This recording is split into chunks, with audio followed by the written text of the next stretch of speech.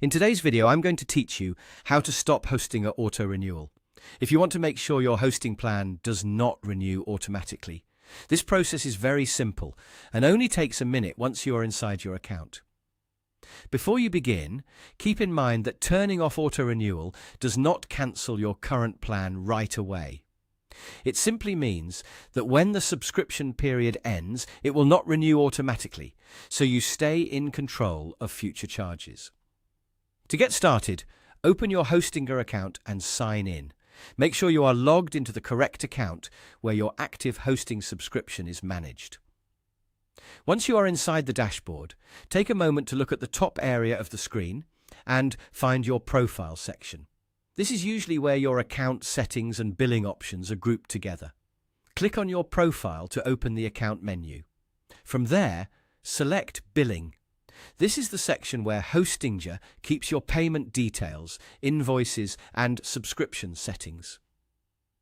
If you have more than one service in your account, be careful to choose the correct subscription before making any changes. After you enter the billing area, look for the Subscriptions section. This is where you can view the current status of your active plan, including whether auto-renewal is turned on.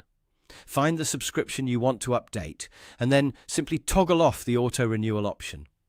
Once you switch it off, Hostinger may show you a confirmation message or ask you to review the choice before saving it. If that happens, click Keep Subscription. This option keeps your current hosting plan active until the end of the billing period, while also making sure it will not renew automatically afterward.